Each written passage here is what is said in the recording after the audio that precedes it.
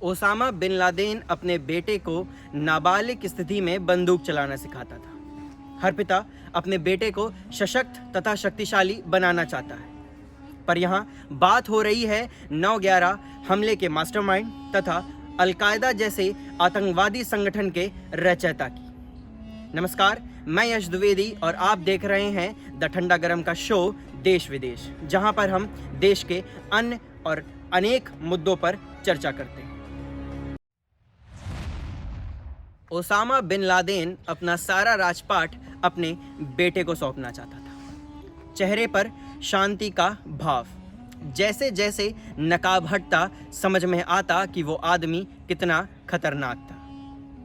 कहा जाता है कि लादेन की 19 संतानें थीं। उन संतानों में से जिनका भी पब्लिक डोमेन में जिक्र है वो सब आपके सामने है। वो सारी संतानें अपने पिता की विरासत संभालने में लगी थी, सिवाय एक को छोड़कर, उमर बिन लादेन, ओसामा का चौथा बेटा। उमर का पूरा बचपन युद्ध के माहौल में बीता।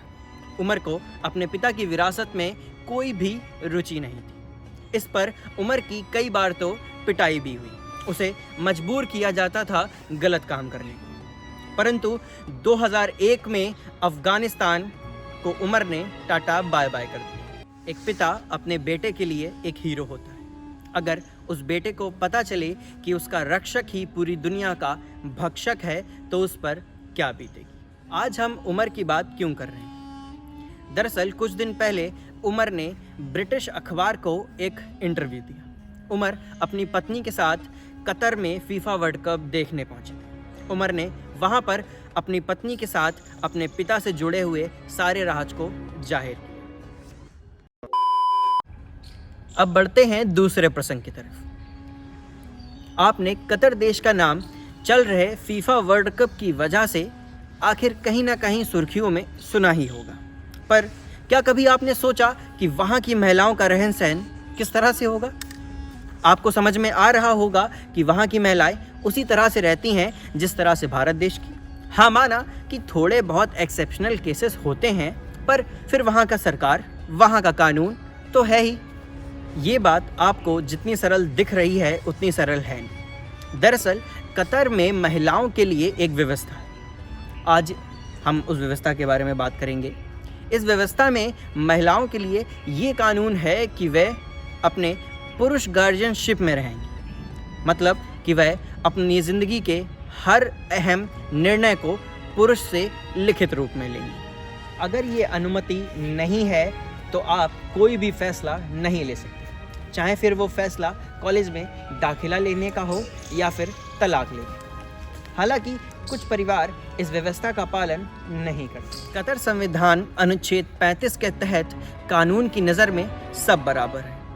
कानून की नज़र में लिंग, नस्ल, जाति या धर्म के हिसाब से पुरुष या महिला में भेदभाव नहीं हो सकता। ह्यूमन राइट्स की रिपोर्ट के हिसाब से कि कतर में पुरुष गार्जियनशिप के तहत कोई भी संविधान तहत रूप से विस्तृत नहीं है। सत्र 2022 बॉलीवुड के लिए एक बुरा सत्र रहा है, जिस सत्र में बॉलीवुड के हाथ आई सिर्फ और सिर्फ निराशा। फ्लॉप पिक्चरें, बेतुके गाने और कंट्रोवर्सी, इन सब के बीच में शाहरुख पहुंचते हैं अपनी पठान मूवी का प्रमोशन करने कतर। पर चर्चा का विषय ये नहीं है। चर्चा का विषय है कि उस पठान मूवी के एक गाने में एक पहनी हुई ड्रेस का कलर भगवा था। वो रंग जो एक धर्म विशेष का है, वो रंग जो एक समुदाय से जुड़ा हुआ है। पर क्या रंग हमें बताता है कि वो धर्म किस तरह का होगा? क्या रंग हमारी मानवता को दिखाता है? क्या रंग से ये पता चलता है कि आप किस समुदाय के हैं? माना कि एक रंग हमारे समुदाय से जुड़ा होता है, पर इसका मतलब ये तो नहीं कि वो मानवता से बड़ा हो जाए। मेरे हिसाब से तो मानवता से बड़ा कोई धर्म नहीं। आपका वो आक्रोश कहाँ चला जाता है जब एक महिला के साथ गलत होता है? आपका वो आक्रोश तब कहाँ चला जाता है जब एक विद्यार्थी का हक छीन लिया जाता है?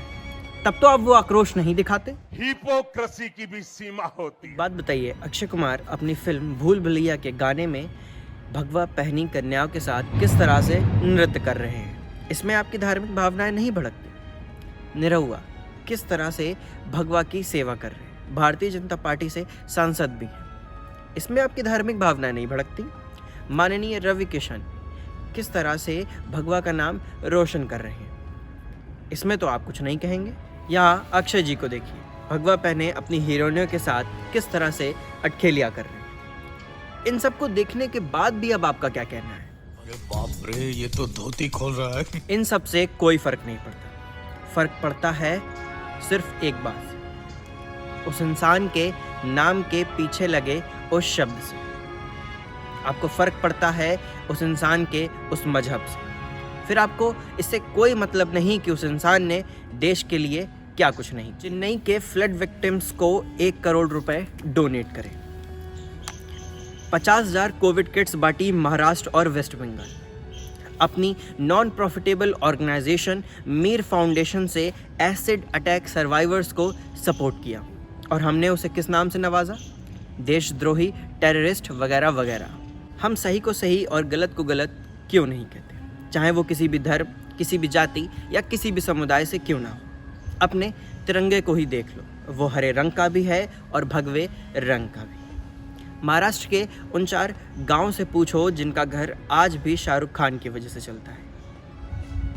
आशा करता हूं कि आप सबको मेरा ये शो पसंद आएगा। आप सब देख रहे थे देश विदेश, मैं यश द्विवेदी। धन्यवाद।